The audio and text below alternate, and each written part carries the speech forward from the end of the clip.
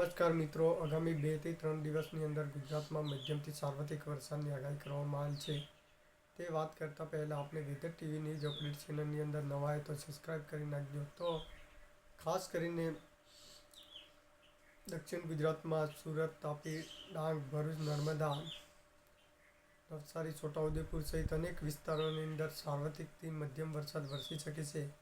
કોઈક 1-2 સેન્ટરની અંદર મધ્યમથી ભારે ગાજવીજ સાથે વરસાદ વરસી શકે છે, જેમાં સુરતના ઓલપાડ, કામરેજ, માગરોળ, માંડવી સહિત અનેક વિસ્તારોની અંદર મધ્યમથી સાર્વત્રિક વરસાદ વરસી શકે છે. આ ઉપરાંત ડાંગના આવાવદે, સુબીર અને તાપીના ઉત્સનીધર કુકરમંડાના વિસ્તારોમાં મધ્યમથી સાર્વત્રિક વરસાદની આગાહી કરવામાં આવેલ છે. પવન વેગથી વરસાદ વરસી શકે છે. પવનની ઝડપ 45 થી 60 કિમીની આસપાસ રહી શકે છે. ખાસ કરીને છોટાઉદેપુરના સંખેડા, બારલી, કાંઠના વિસ્તાર હોય. આ ઉપરાંત વલસાડના ધરમપુર, કપરાડા, વાપી સહિત અનેક વિસ્તારોની અંદર મધ્યમથી સાર્વત્રિક વરસાદનું જોર આજથી વધી શકે છે. કોઈ એકલ ટૂંકા વિસ્તારોની અંદર મધ્યમથી ભારે ગાજવીજ સાથે વરસાદ વરસી શકે છે. પવનની ઝડપ 50 થી 60 કિમીની આસપાસ રહી શકે છે. હવે આપણે ખાસ કરીને નર્મદાના ડેડિયાપાડા, સાગબારા, તિલકવાડાના વિસ્તારોમાં પણ મધ્યમથી સાર્વત્રિક વરસાદની આગાહી કરવામાં આવેલ છે. આગામી 24 કલાકની અંદર ખાસ કરીને સૌરાષ્ટ્રમાં બોટાદ, ભાવનગર, ગીર સોમનાથ, દેવભૂમિ, ધારકા, રાજકોટ, સુરેન્દ્રનગર, મોરબીના વિસ્તારોમાં મધ્યમથી સાર્વત્રિક વરસાદની આગાહી કરવામાં આવેલ છે. આજથી વરસાદનું જોર આ વિસ્તારોની અંદર વધી શકે છે. ખાસ કરીને જોવા જઈએ તો ભાવનગરના ભાગ શિહોરમાં, તળાજાના વિસ્તાર હોય, ઘોઘાના વિસ્તાર હોય, આ વિસ્તારોમાં મધ્યમથી સાર્વત્રિક વરસાદ વરસી શકે છે. 1-2 સેન્ટરની અંદર અતિ ભારે વરસાદ વરસી શકે છે. ખાસ કરીને ગીર સોમનાથના વેરાવળના વિસ્તારો હોય, સૂત્રાપાડાના વિસ્તારોમાં મધ્યમથી સાર્વત્રિક વરસાદ વરસી શકે છે. કોઈ 1-2 સેન્ટરની અંદર મધ્યમથી ભારે ગાજવીજ સાથે વરસાદ વરસી શકે છે. ખાસ કરીને જોવા જઈએ તો મોરબીના ટંકારા, હળવદ, વાંકાનેરના વિસ્તારોમાં મધ્યમથી સાર્વત્રિક વરસાદની આગાહી કરવામાં આવેલ છે. આ ઉપરાંત સુરેન્દ્રનગરના ચોટીલા, લખતર, મૂળી, થાનગઢ સહિત અનેક વિસ્તારોની અંદર પણ મધ્યમથી સાર્વત્રિક વરસાદ વરસી શકે છે. રાજકોટના લોધિકા, વિસિયા, કોટડા, સંઘાણી, ગોંડલ સહિત અનેક વિસ્તારોની અંદર પણ મધ્યમથી સાર્વત્રિક વરસાદ વરસી શકે છે. આજથી આ વિસ્તારોની અંદર સૌરાષ્ટ્રમાં પણ વરસાદનું જોર વધી શકે છે. ખાસ કરીને જોવા જઈએ તો તારીખ 17ની આજુબાજુ વરસાદનું જોર સૌરાષ્ટ્રમાં પણ વધી શકે છે. ખાસ કરીને હવે કચ્છના વિસ્તારોની વાત કરીએ તો કચ્છમાં ભુજ, રાપર, અંજાર, નખત્રાણા, અબડાસાના વિસ્તારોમાં પણ 17-18 તારીખે આજુબાજુના વિસ્તારોમાં ભુજ, નલિયા, અંજાર, નખત્રાણા, અબડાસાના વિસ્તારોમાં પણ મધ્યમથી સાર્વત્રિક વરસાદની આગાહી કરવામાં આવેલ છે. તારીખ 17 થી 18 આજુબાજુ વરસાદ વરસી શકે છે.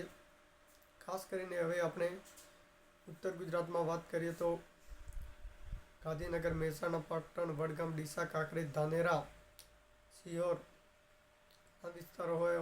આ ઉપરાંત ખાસ કરીને અરવલ્લી, ગિરિમાળામાં આવેલા વિસ્તારોની અંદર પણ રાજસ્થાન નજીક આવેલી અરવલ્લી, ગિરિમાળામાં અંબાજી, દાતા, જળોતરા અને સાબરકાંઠાના હિંમતનગર, ખેડબ્રહ્મા, પોશી, નાયડર, વડાલી આ વિસ્તારોમાં તારીખ 17ની આજુબાજુ વરસાદનું જોર વધી શકે છે. આ વિસ્તારોની અંદર મધ્યમથી સાર્વત્રિક વરસાદની આગાહી કરવામાં આવેલ છે. કોઈ 1-2 ટૂંકા વિસ્તારોની અંદર મધ્યમથી ભારે ગાજવીજ સાથે વરસાદ વરસી શકે છે અને પવન વેગથી વરસાદ વરસી શકે છે. પવનની ઝડપ 50 કિમીની આસપાસ રહી શકે છે. હવે આપણે ખાસ કરીને મહેસાણાના સતલાસણા, ઊંઝા, વિસનગર, જોટાણા, ગોઝારિયા અને પાટણના હારીજ, સામી, આદનપુરના વિસ્તારો હોય. આ વિસ્તારોમાં પણ મધ્યમથી સાર્વત્રિક વરસાદ વરસી શકે છે. ખાસ કરીને વાવ, થરાદ, ડીસા, કાંકરેજ અને દાંતીવાડાના વિસ્તારો હોય. આ વિસ્તારોમાં પણ તારીખ 17 થી 20 આજુબાજુ આ વિસ્તારોમાં મધ્યમથી સાર્વત્રિક વરસાદ વરસી શકે છે. કોઈ એકલ ટૂંકા વિસ્તારોની અંદર મધ્યમથી સાર્વત્રિક વરસાદ વરસી શકે છે. કોઈ વિસ્તારોની અંદર ભારે ઝાપટા સાથે વરસાદ વરસી શકે છે. ખાસ કરીને જોવા જઈએ તો ઉત્તર ગુજરાતમાં જે હવે નેક્સ્ટ સિસ્ટમ બનશે રાજસ્થાન નજીક, જે વોલમાર્ક સિસ્ટમ, જેના લીધે ગુજરાતમાં ભારે અસર પડી શકે છે અને આ સિસ્ટમના લીધે અરબી સમુદ્રમાં સર્જાયેલી એક સાયક્લોનિક સિસ્ટમ જે રાજસ્થાનમાં બને તો ગુજરાતમાં ભારે અસર પડી શકે છે. તો ખાસ કરીને આ સિસ્ટમ બને તો નેક્સ્ટ વિડીયોમાં બતાવીશું. હવે આપણે મધ્ય ગુજરાતમાં વાત કરીએ તો અમદાવાદના વિસ્તાર, ધંધુકા, ધોલેરા, વિરમગામના વિસ્તારો અને વડોદરાના ડભોઈ, ડેસર, કરજણ અને ખેડાના ગલતેશ્વર, મહેમદાવાદ, વસો, ઠાસરા સહિત અનેક વિસ્તારોની અંદર મધ્યમથી સાર્વત્રિક વરસાદની આગાહી કરવામાં આવેલ છે.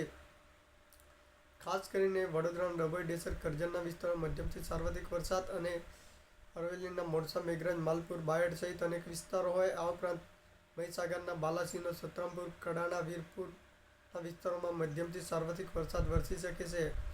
તારીખ 17ની આજુબાજુ આ વિસ્તારોમાં પણ મધ્યમથી સાર્વત્રિક વરસાદ વરસી શકે છે. આજથી વરસાદનું જોર વધી શકે છે, જેના લીધે ગુજરાતમાં એક ડબલ્યુ હોલમાર્ક સિસ્ટમના લીધે રાજસ્થાન નજીક બને તો ગુજરાતમાં તેની અસર પડી શકે છે. હાલ પૂરતી સાર્વત્રિક વરસાદની આગાહી કરવામાં આવેલ છે. ખાસ કરીને જોવા જઈએ તો દક્ષિણ ગુજરાતના વિસ્તારો અને સૌરાષ્ટ્રના વિસ્તારો, દક્ષિણ પૂર્વના વિસ્તારોમાં મધ્યમથી ભારે ગાજવીજ સાથે વરસાદ વરસી શકે છે.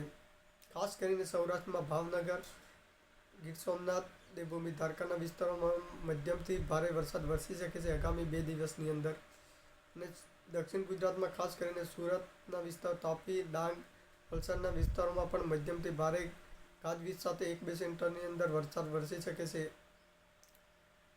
હવે આપણે ખાસ કરીને જોવા જઈએ તો આ વરસાદના સમાચારોના લીધે બંગાળની ખાડીમાં સિસ્ટમ બનશે, તેના લીધે ગુજરાતમાં ભારે અસર પડી શકે છે કે અરબી સમુદ્રમાં સિસ્ટમ બને તેની અસર ભારે ગુજરાતમાં પડી શકે છે. આ વિડીયો નેક્સ્ટમાં બતાવીશું કે આ સિસ્ટમના લીધે ગુજરાતમાં અસર પડી શકે છે. તો ખાસ કરીને જોવા જઈએ તો ગુજરાતના વિસ્તારોમાં અરબી સમુદ્રમાં સર્જાયેલી એક સાયક્લોનિક સિસ્ટમના લીધે ભારે અસર પડી શકે છે અને બંગાળની ખાડીમાં સિસ્ટમ બનશે તો ધીરે ધીરે નજીક આવતી જશે તો ગુજરાતમાં સારો વરસાદ થઈ શકે છે. અને અરબી સમુદ્રમાં બને તો ભારે સિસ્ટમ વોલમાર્કના સિસ્ટમના લીધે ગુજરાતમાં પણ અતિ ભારે પણ વરસાદ પડી શકે છે. તો આ હતા વરસાદના સમાચાર. ખેડૂત ભાઈને પસંદ આવે લાઈક, શેર, સબસ્ક્રાઈબ કરવા નમ્ર વિનંતી.